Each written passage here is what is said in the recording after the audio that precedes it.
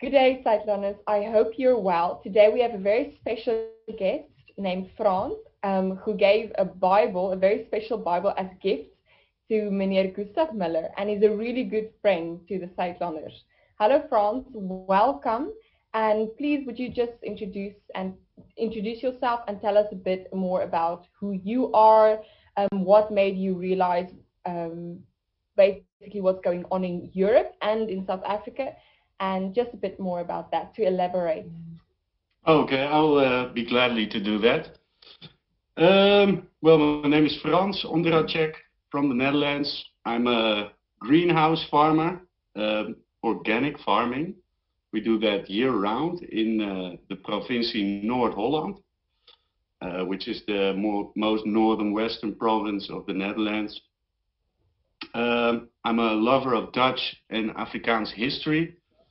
I love reading books about it, and that made me make my own podcast, which I temporarily have stopped for the moment because I live in a caravan because of a dispute with my former landlord. But in the meantime, I've been letting my house being built. So very soon I will restart everything from scratch and make a wonderful and a lot better podcast. How I got intertwined in the whole Afrikaner issues of today is, well, maybe I can wrap it in a little story, because as a Dutch kid you learn about Nelson Mandela, apartheid, Mandela's the hero. Every white South African is the devil. Then later on, my father would always sing when we would go to swimming lessons.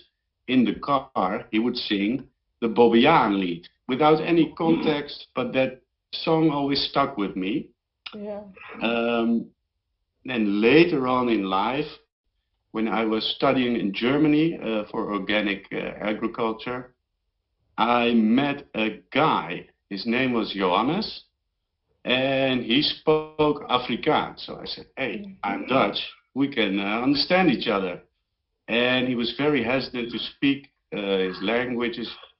Got the sense maybe he didn't like Dutch people. He preferred Germans over us, which is not understandable, nor logical. Nothing against Germans, of course, but I asked around a little bit, like, what's the deal? Because, I miss my my country, my language every day, you know. So they told me his whole family got killed in a plaatsmoord, and that's when I thought, like, okay, but I thought apartheid ended, Verzoeningsdag, peace and prosperity for all. And equality, of course. And then later, I read in the newspaper about Piet van Es. It was a Dutch guy who ran a farm in I think the Eastern Cape province. And he got killed. And he was like a really sweet man, a genuine nice person, married to a Dutch woman, immigrated, went to run a farm, and then before they wanted to go back because of they were sold a little bit of a cat in the bag, because the economy was in comparison to the Netherlands, like, not good. And like 2 months before they left, or maybe 3 weeks or something, he got killed. And then I just started digging in the whole situation, like, what is going on here? And before you know it, you come across Zuidlanders. And I was making my podcast, and I saw Simon was doing his European tour, and I went to meet him in southern Germany. My sister lives nearby, so it worked out well. We celebrated Sinterklaas there. It was around the 5th of December, so it was all working perfectly. And that's when I gave the Bible for Mr. Muller. It's a Statenvertaling, which means like one of the first translations And I think the first translation of the Bible was done in Dutch, which was actually really Wasn't it done in Dordrecht? in Dordrecht. Yeah, it could very well be. Yeah. I don't have that in the back of my mind at the moment, but it's like there were several translations, and you can actually still buy the original translations from every, yeah, how should we call it? We call it a concili, when they come together, all the scholars come together and decide which is the right translations. And up until today, we have new translations every so many years, when a lot of breakthroughs come in understanding the old scriptures. Yeah, that's really interesting, because in South Africa we use the Starter Bible until we could translate, or until the Bible was translated into Afrikaans, and it was sent out in 1933. That translation. We do read the 1933 and 53 translations, but even my great-grandparents still read the Starter Bible, so that's also something that's very, that both the Dutch and the Afrikaans have in common. It's still so raw, the history between us, so it's really, really interesting. And we also talk about the concili. So Afrikaans and Dutch is, in a certain way, so similar, but I think the sentence structure makes it suddenly very, very difficult to understand and comprehend. But yes, and you have a really interesting story. Would you please just talk a bit more about Europe specifically? What made you worry about Europe specifically? As you said and explained, in South Africa, it was the farmer of the Dutchman. It was a man that you met, that family was murdered on a farm. We know a lot of people that's been attacked and murdered on farms as well. There's not one Afrikaans person that hasn't been affected by this at all. In fact, the farm murders in November 2020 increased with 62% if you compare it to last year, November, the farm murders. And then you don't even keep in mind, you have to keep in mind as well that of the attacks, 26% of all the attacks have the intention of murder, but the person survived. So other than that, would you mind explaining to us a bit about what exactly is going on in Europe? In what way do you see communism and socialism coming forth? And what worries you as a European for your country? Well, that's the big topic of right-wing politics and thinking of today. What have we done, or what have the generations before mine, what did they decide? What were the consequences of those decisions? And I think the main part is, well, I think it's driven by socialism. There's a lot of cosmopolitanism, a lot of ideals that are held to be as facts, like that they are not just a nice way of thinking, but actually this is the truth. And the square will have to get pressed through the circle. It has to fit, even though it doesn't. We had a lot of migration into Europe because we want to help poor people. We want to give them a job. And we, in the 60s, European governments in conclave with big business or semi-big business decided to to keep wages down, to import low-skilled workers. Well, that's one part. On the other part, we also had kind of a nanny state. Like if you have back pain in the 70s and 80s and 60s, you think you'd get a pension, you know? You'll get state money. I think pension is the wrong word, but then you get, we call it an uitkering, which means that you don't have to work anymore and that you're taken care of by the state. Free health care, you get free housing or subsidized housing. You would get kinderbijslag, so a lot of people just made a lot of kids just for the kinderbijslag, which is, I don't know, €1,000 every 3 months or something. Yeah, we take care of our own, but also the people who want to live here. There is very little incentive for migrants to integrate here because everything is taken care of. Also, when you go to the place where you can get your welfare, they would have it in the language of the specific immigrant. So there was, they didn't have to integrate. Also, Polish people, we have a Polish worker at our farm. He had to go to the doctor, and well, they arranged a Polish doctor for him, you know. So yeah, it's unbelievable, but the integration is seen as just being here, then you're integrated, wonderful, did a great job. And I think that's not what integration means in the beginning, but that's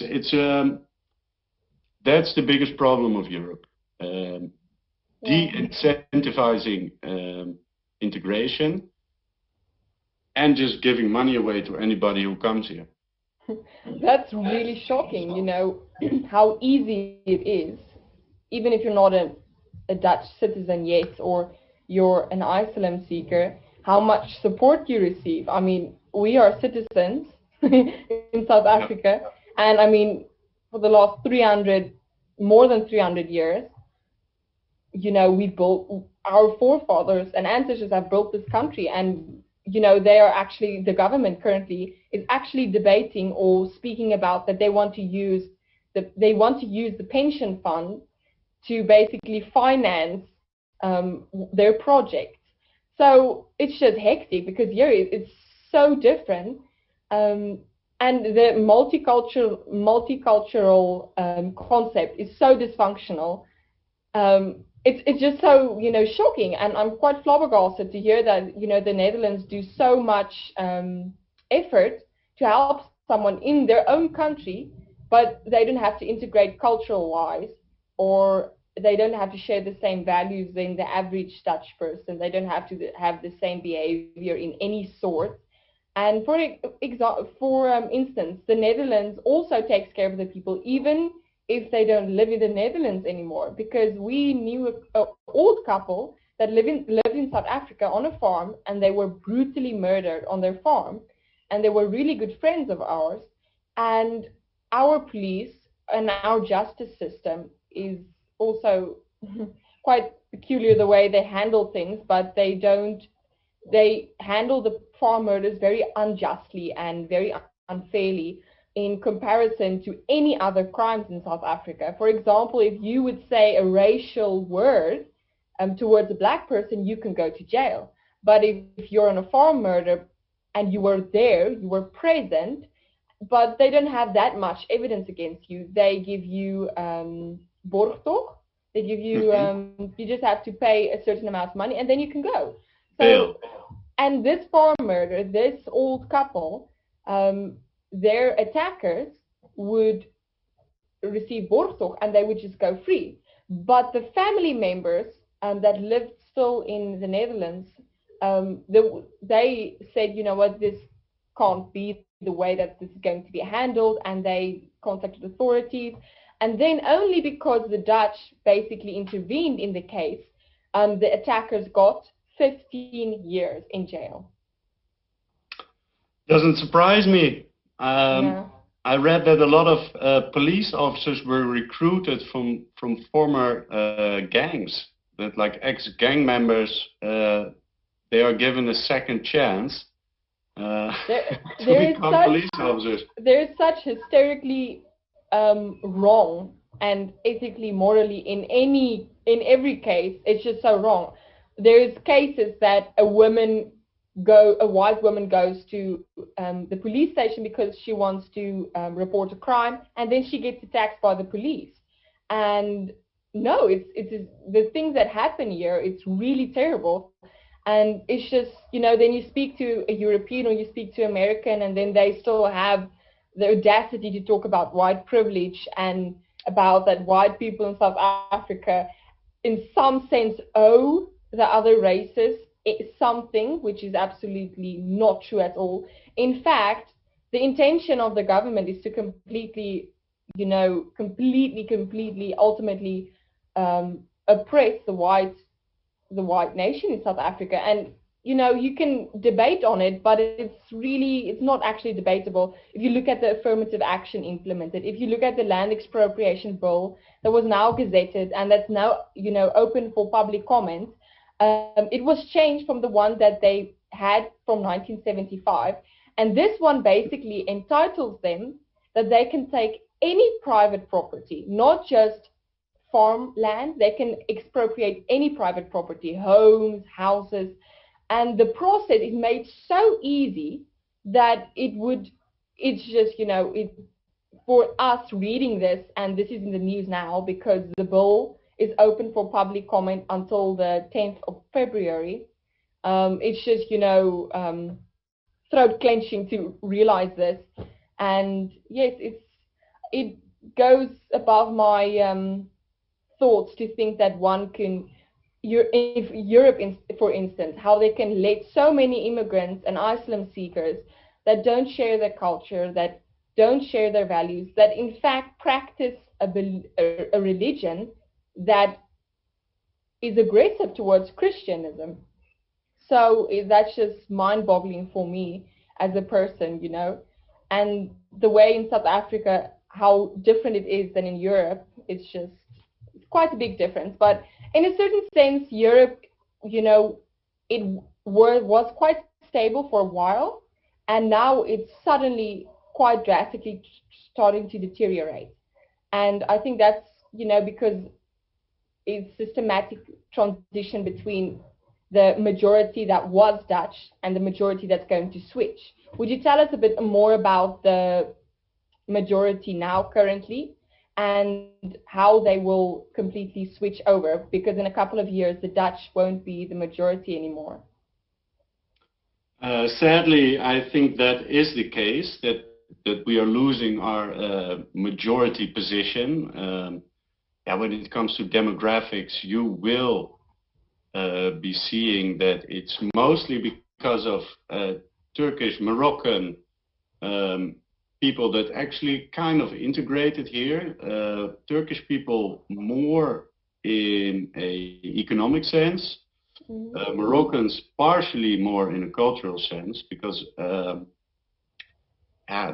Moroccans were Berber people. They are actually quite oppressed in their own country. They are not like Morocco has been colonized not only by the Spanish and the French, but also by the Arabians, because the Berbers were the original people there, and the Arabians came, I think, when Abu Bakr took over northern Africa, like Egypt, Tunisia, Algeria, and Morocco. And then the Berbers tried to take Spain, worked for a while, then got pushed back.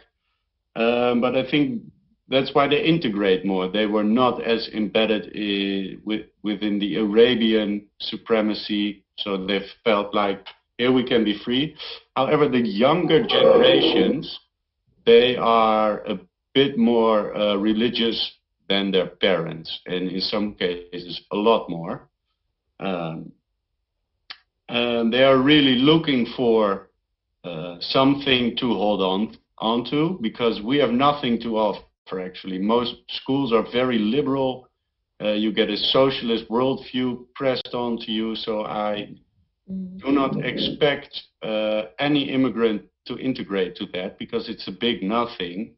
Mm. So in fact, when it comes to the modern or modernist or postmodern worldview, yeah, I would also prefer Islam before Dutch culture, if you think that is what Dutch culture is. Yeah, I read that the Netherlands were actually the first country of Western Europe to allow homosexual same-sex marriages.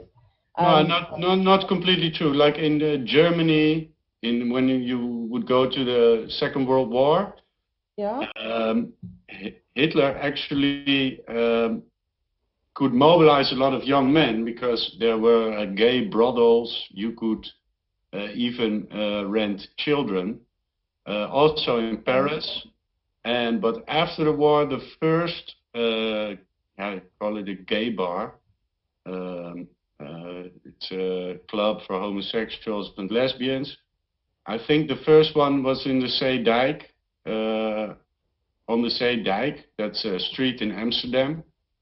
And yeah, we are culturally liberal in that way. It's better to segregate that because, yeah, if you hit on the wrong man, I don't want to be hit on, so I don't go to a gay bar. And they don't want to hit on the wrong man and then get hit in the face, you know. Problem solved, in my opinion. But it goes a lot further than that nowadays. Yeah, if you read the Bible, eventually you'll get past the part of Sodom and Gomorrah, what happened there and why, yeah, Sodom and Gomorrah are not around anymore. And in the church, it's very normal to say now, these are regular Protestant churches in the Netherlands. It's normal to say homosexuals are welcome. It's normal. It's Christian to accept homosexuality. And yeah, I don't see how they get to that point, but it happens. In South Africa, I would say we're a bit behind in a certain sense that it's not that normalized, but it's also, you know, aggressively taking place currently because one of our we also always refer to the sister churches, and it's basically like 3 of the main churches in South Africa. And one of these churches is the NG, so it's Nederlands Gereformeerd.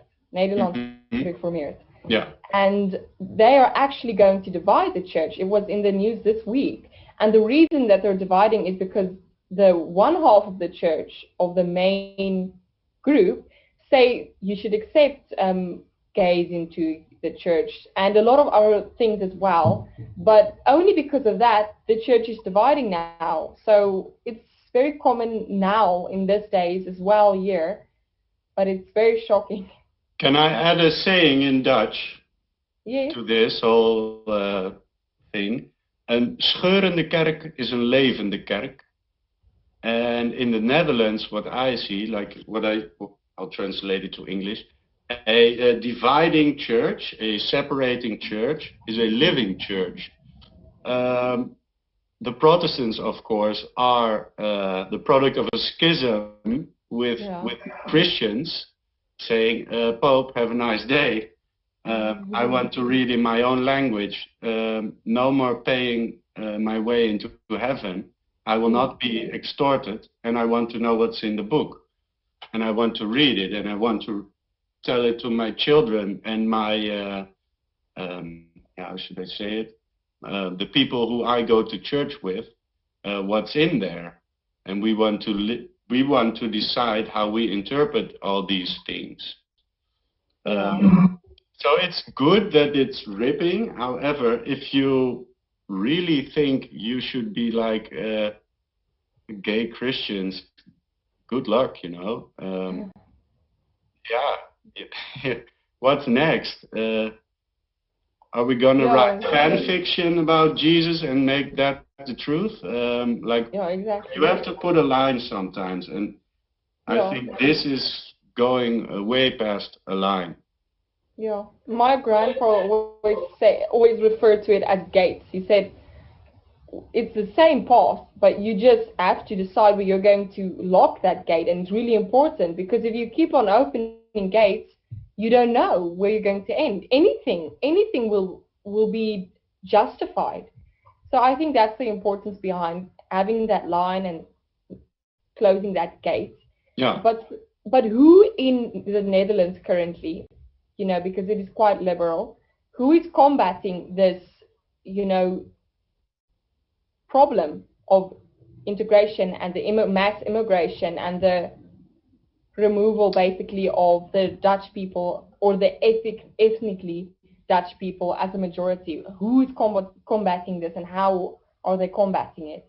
Do you mean who is fighting for us? Yeah, who is? Um, I think there are several individuals who actually have something interesting to say about this. Some politicians, some scholars, some academics or people in academics. I don't know. We call it academici. Yeah. Yeah, there are people. There are the political parties that actually want to make a change are the PVV and Forum for Democratie, but also I think it's the oldest political party that's still around in the Netherlands. That is the SGP, Staatkundig Gereformeerde Partij. Yeah. And they have, I think they're almost 150 years or 125 years old.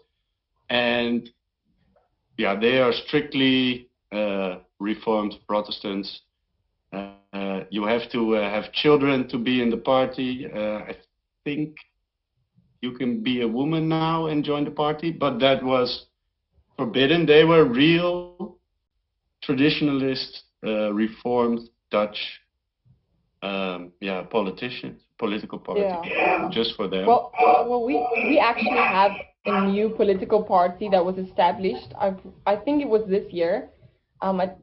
I don't know if they just got more prominent this year, but we always, after the election, the municipal elections, we always just look at, what groups grew, what parties grew, and what's the news, because we have like 64 different political parties, and there's a new one, but it's basically like a Christian party, and they're not that prominent, but we do hear about them.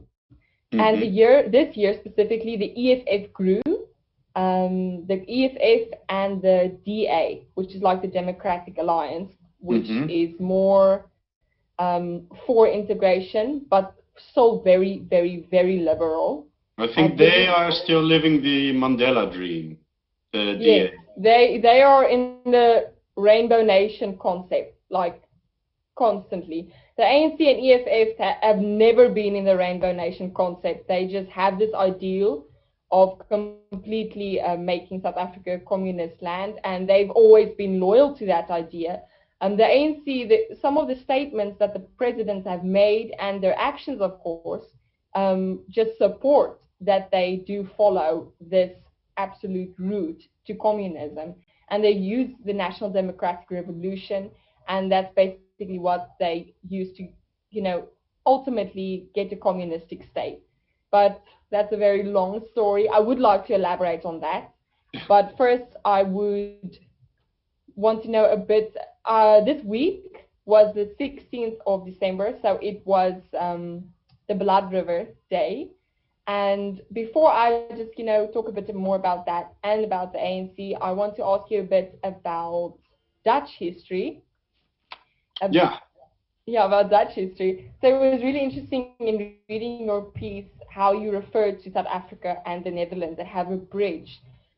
In what way do you think will the Netherlands and South Africa, because history repeats itself, in what way do you think our relationship in the future change the paradigm, and how do you think it's possible? What can we do to support each other in this? And in what way can you relate it to history? Well, in history, the way we helped each other out was financial. We would support each other culturally, but also when it came to manpower, we would support each other. And we're not allowed to fly at the moment, so I think,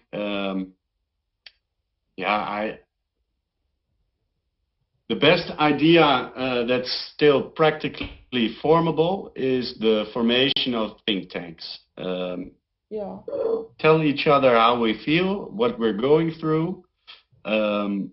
We seem to have been through each other's problems, and we are still going to have to experience each other's problems that we've individually already been through, if that's still a good sentence.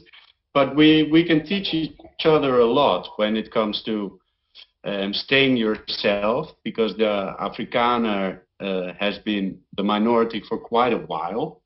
But also we have the same problem when it comes to our history. Like we still get smacked around for several noble families who had slavery. We all got a beating for it, not a physical beating, but we get blamed, and we feel very, very guilty all the time, even though I've never seen a slave. Well, I've seen a slave before, but it was Chinese, and the owner was Chinese. And I didn't know it was a slave at the time. Most prostitute in the Dutch red light district. Everything looks clean, but most of them are forced. Those are Eastern European women being forced to stand behind a window. Nothing nice. And we brag about it, how liberal we are and how wonderful it is. I forgot my point a little bit. Sorry, Cornelia. But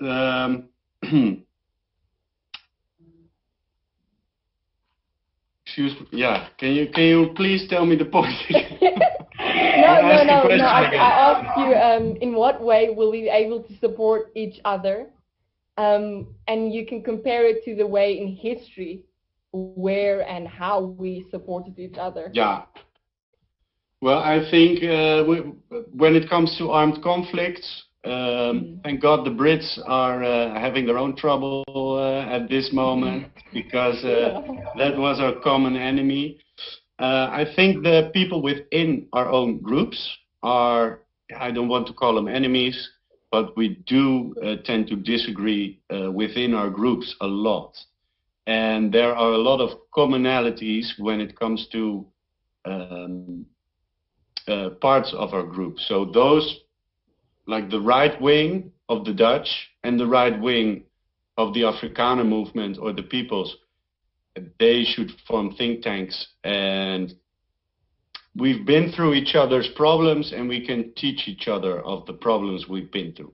That's no, most definitely. And I also think, as I said, history repeats itself. In a certain way, we've been here before.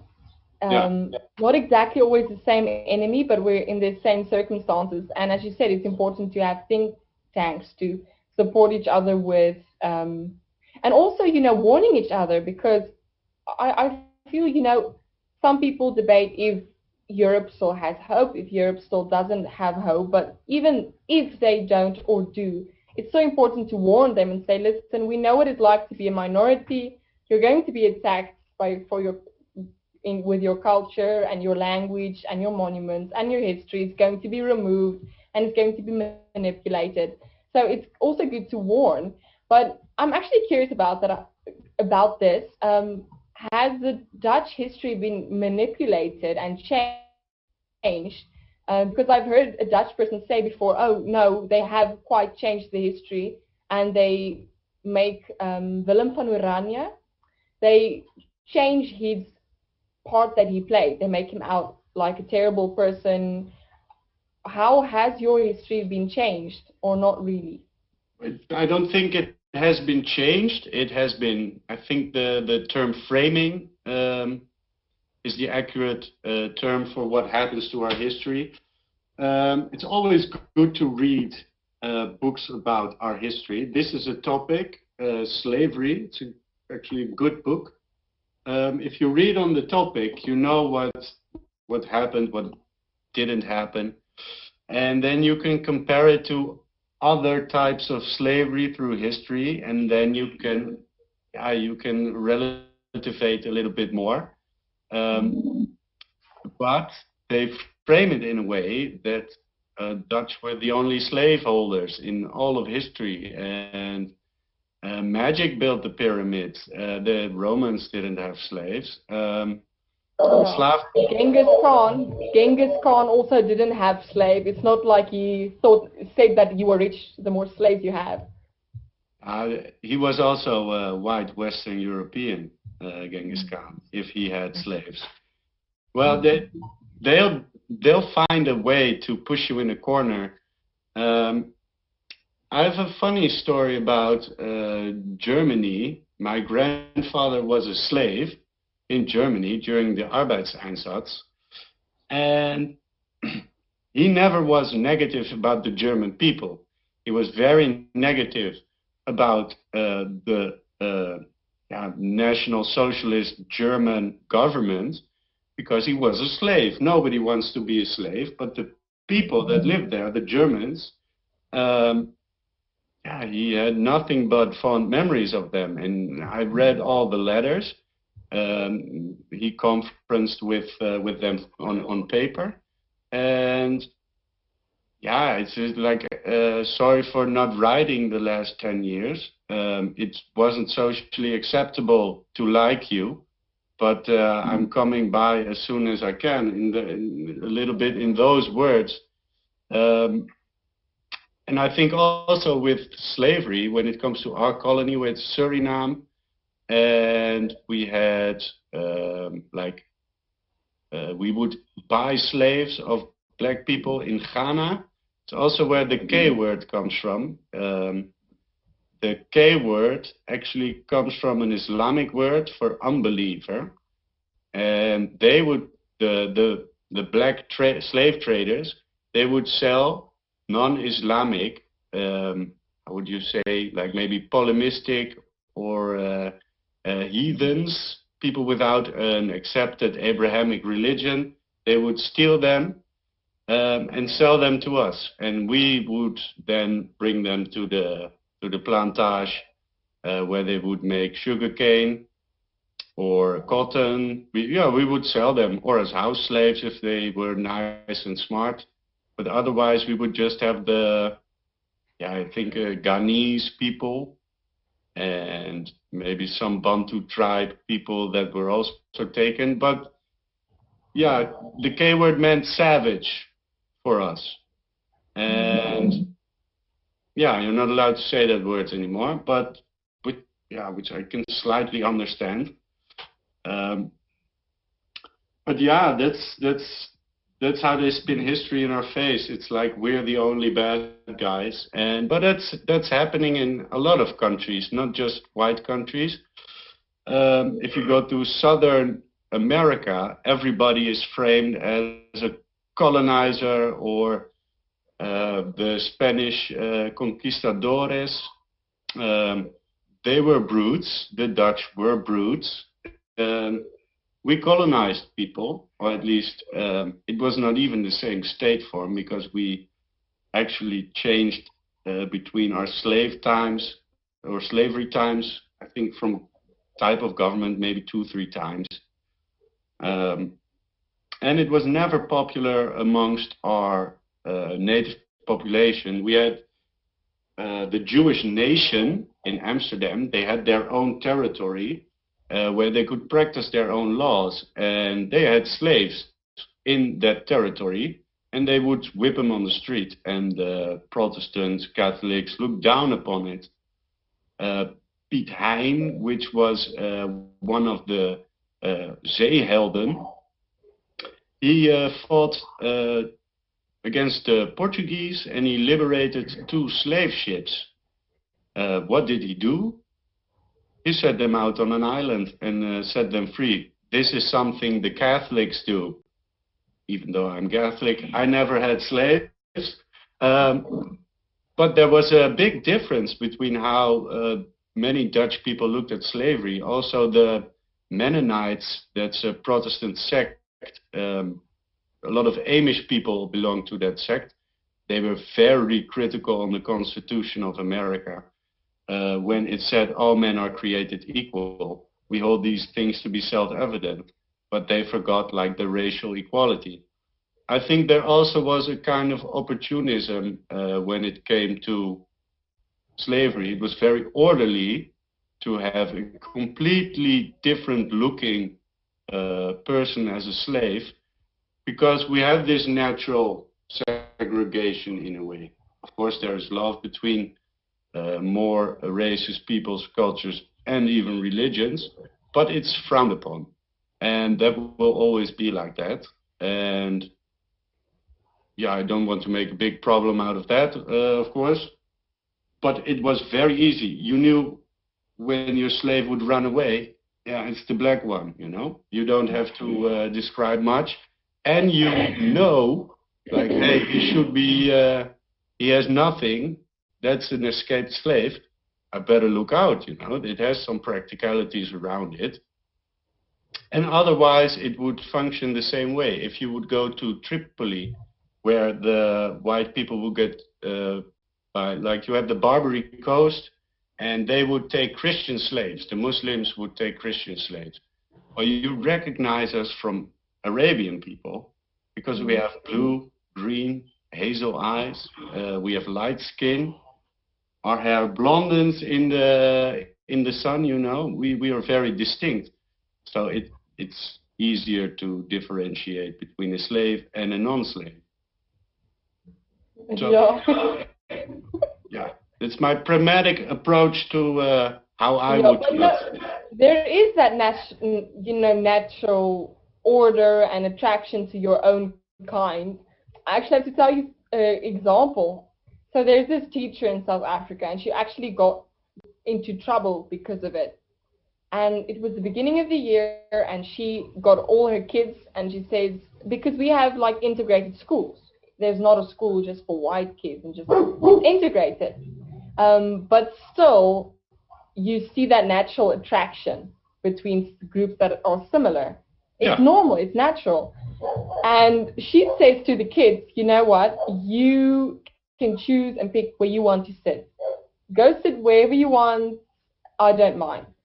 And after they sat, she took a picture and she posted it on Facebook and said, oh, look at my beautiful little class this year. But she didn't notice that no one mixed. The black kids literally sat in the one part, and the white kids also sat on the other part, and the mixed race kids sat on the other part. So it's just so natural, you know, and it just goes for us naturally to, you know, collectively go around with people that you have the similar values and that you also look alike. But this concept of integrating and multiculturalism, it completely murders, you know, this nationalistic thing that we are used to and that we do want in as ourselves as a being. We are attracted to it and we want to be it.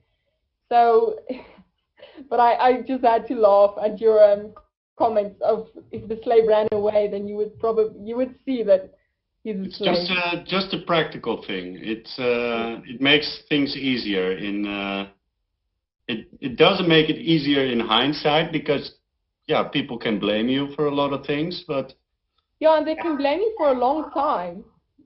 White people are still blamed. You know, we are not colonizers, but we are blamed, and we are called colonizers. But I don't have a slave. I never knew a slave. I never saw a slave. Um, so we are blamed for things, and we are prosecuted. I don't know if I can say that, for things that we're not guilty of. yeah. Our land is taken, land that we bought, land that some of the land that even weren't owned by anyone. It was open land. And even after that, I'll use Zimbabwe as an example. So Robert Mugabe was in an interview in the late 90s before everything deteriorated drastically. And the interviewer asked him, but the land expropriation in Zimbabwe, don't you think that you're taking land that, they belong to the people? Why are you expropriating? And he said, yeah, but it was our land and they stole it from us.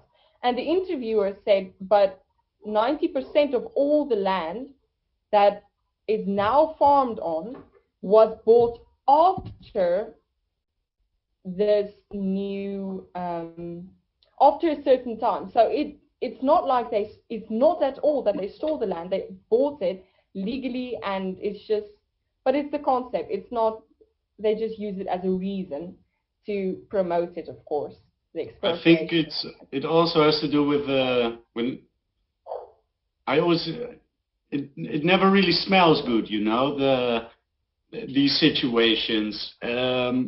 Some states always tend to keep on. When it came to the end of Rhodesia, before it turned to Zimbabwe, you had several governments still dealing in the resources and minerals the country had, and they bought it on a penny on the pound, and then they would just ruin the economy and let it all collapse. I think there's some purpose on it. When you go to Liberia, there's a Dutch guy, his name is Van Coudenhove. He actually financed rebels, so he could cut down all the trees in the border regions with the Congo or a different country. But there are some shady international businessmen almost always involved in these circumstances. And yeah, you just ruin a perfect society in a way, I think Rhodesia had a lot of potential also for black people. I think that if we hadn't financed the ANC through our government money and Ministry of Foreign Affairs, Ministerie van Buitenlandse Zaken, if they wouldn't have thrown with millions at communist parties instead of having maybe Nkata freedom movement or some moderates, things would have looked a lot better.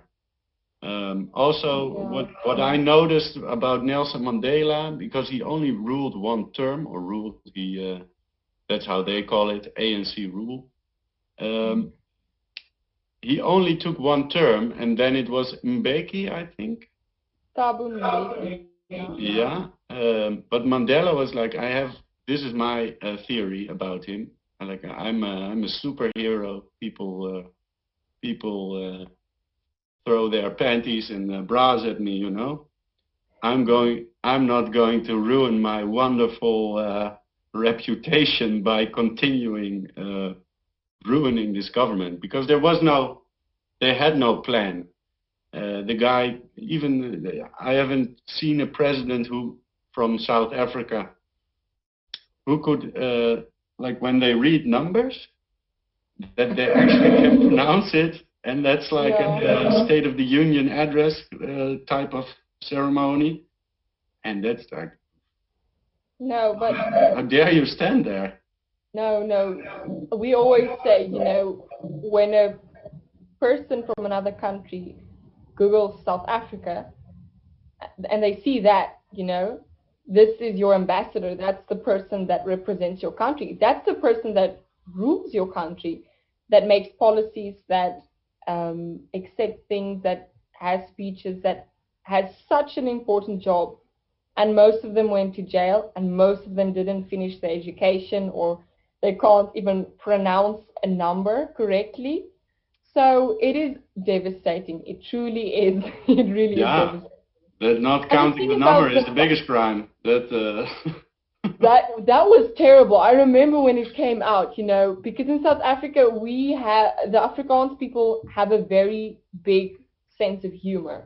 We can laugh about anything and we can joke about everything, except things that are serious. But we rather joke about something than mourn about it, because the beaches in South Africa in the Eastern and Western Cape are closed now. And now the first thing that you see is jokes about it. I'll actually send you afterwards a couple of the jokes so you can sense what you know. But what I wanted to say back to Zimbabwe is Zimbabwe was like the breadbasket of Africa. It's an extreme fruitful, fertile country. And it just shows you, I mean, with 70% of people living beneath the poverty line, it doesn't matter how fruitful your country's land is at all. If you have a government like that, with that policies, then that is going to be the outcome. It doesn't matter how great your country was. And I actually personally know a woman that, actually a couple of people, but specifically I was thinking about this. She worked for my grandmother, and she still does. Her name, I'm not going to say her name, but she basically fled from Zimbabwe to South Africa. She swam through the Limpopo River. It's at the border of Zimbabwe and Limpopo, which is the most northern province of South Africa, of the South African country. And I actually spoke to her a while back, and I asked her, but how exactly did you manage to do that? She said, no, you don't understand. We are so, there's poverty, there's aggressiveness. She says you have to escape. And she actually left her children there. She has 4 children. She left her with her grandmother. She swam through the river. Illegally, she was in South Africa. She worked until she could save up a lot of money to go back, get a passport, and come back again. And now she's working here and she's sending money to her family. And we spoke, and I asked her, but for you who lived in Zimbabwe, who saw all of these things, what do you think about everything happening in South Africa? Because this young group, this young majority in South Africa are so eager to take land, they're so eager to kill, they're so eager to make these statements. And she said, you have no idea how a Zimbabwean is afraid that the same thing will happen to South Africa. She says, where will we go then? We literally came here to flee from those circumstances where we eat rats, and now we flee here and they want to do exactly the same. She says, where are we going then? So it's terrible. And I'm completely for helping a person in their country. You should support, especially your brother nations. But keep them in their country, help them in their country. Don't break those borders, because you are going to, if it's in 50 years or 100 years, it's not going to be your nation's country anymore. That's just one of the historical rules there is. So it's really interesting always speaking to people that went through this, that understands this. And with the poverty and the hunger in South Africa, in the Eastern Cape, just to give you an example, from the months of February to April, 54% of families in the Eastern Cape alone had at least a couple of times that they didn't have any food. And of those 54%, 1 out of 14 of them had hunger each day. And even there's like this group, they're called the Gift of the Givers, and they provide food parcels to the hungry, and etc. And they said it's so drastic. These people eat bushes, they eat animals, they eat cats. So it's just so realistic, in what direction this is going. Yeah, I saw a video of a man just butchering a dog on the street, and it was from one of the Cape provinces. But with that context, it's not, well, the first time I thought, well, such savagery, that's a pet.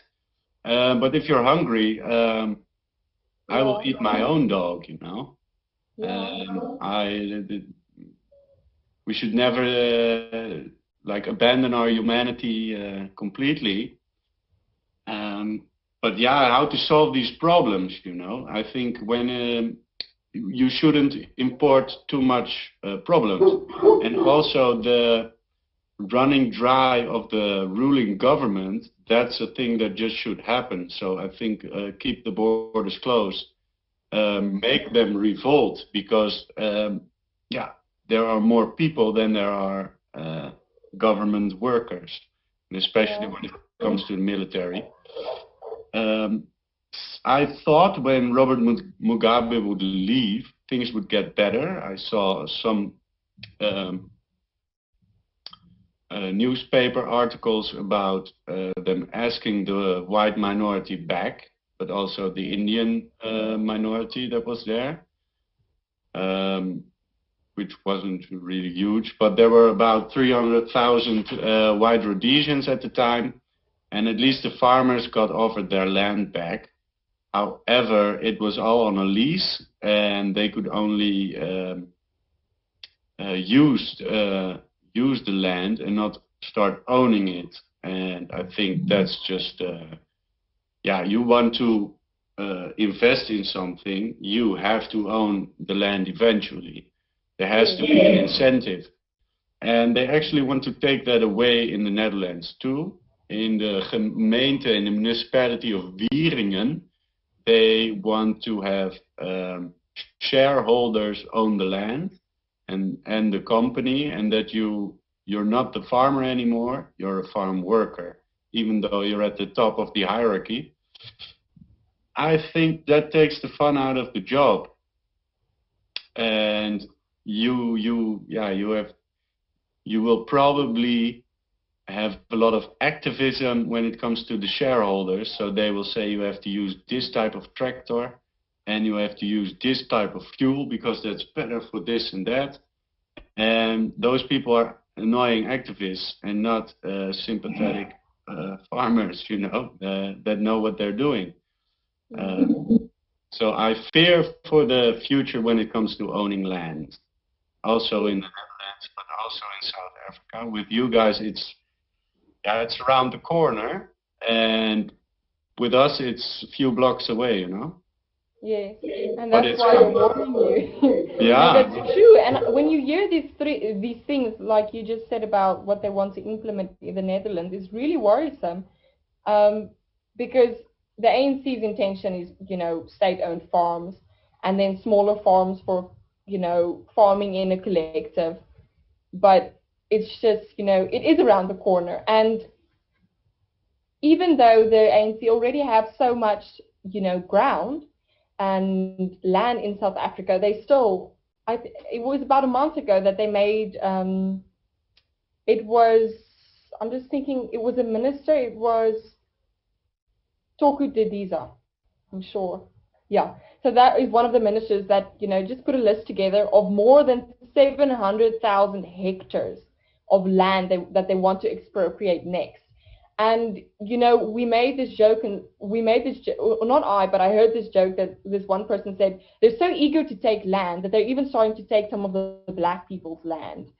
Because one of the names was actually of a black farmer that was for 18 years that he actually was in like a case with the government to have his own land. And now he has his own land, but his name is on the list of the next farms and land that wants to be expropriated. So it's just so silly, and they make it pretty and they sugarcoat it with all of these reasons. But if you just open your eyes, it's just wrong. It's just wrong to take someone's land. It's state-sanctioned robbery of its people. Yeah.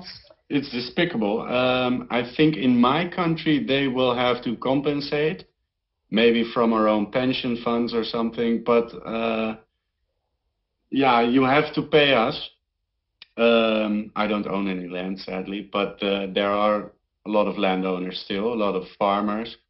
But many will have to go eventually. And they have all these wonderful arguments. Oh, they're going to quit anyway. And we need to build houses here. But when it comes to farmland, that costs €5 per square meter. And when you can build on it, it's 225 euros per square meter. That's the average. Guess who will get the permit to change the land in the cadastre from farming land to living land? Because those are two types of land. They made it in law so that you cannot build on farmland and cannot farm on building land. Or I think you can farm on it, but eventually they can build on it.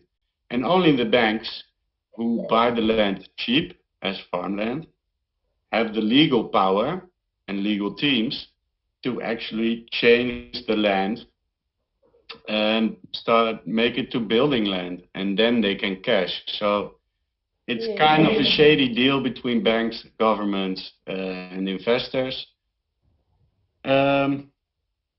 Yeah, and the regular person, the farmer, the owner, maybe the children of the farmer that don't want to continue the farm, they're not getting the most money out of it. It's the bank, it's influential people. They will make the most profit, and the people can, yeah. Yeah. A nice way of saying what they can do. No, but that also really, is dangerous for the food security in your country. Even though if you have like a consistent export or import, in cases of anarchy or war, then you will most likely, you're going to be in big trouble. But Frans, this was really, really gezellig. Het was echt gezellig. But our time is up. It's up? Yeah, it's up. Actually, for a while now. Okay. Well, I hope we can keep in contact in one way or another. I would like to exchange ideas. Maybe we can form the think tank, introduce people to each other in the same fields. Hopefully everything, as we say it, een kat komt op zijn pootjes terecht. I hope everything will turn out all right in the end for both our people. And I hope that we find a lot more toenadering towards each other, that we find common ground and that we will get some goals accomplished. Most definitely, but I also think it's about individuals or groups, like-minded groups, most definitely, because one cannot, hope on a government necessarily. It will most likely be individuals and groups that are like-minded that have to stick together and have these think tanks.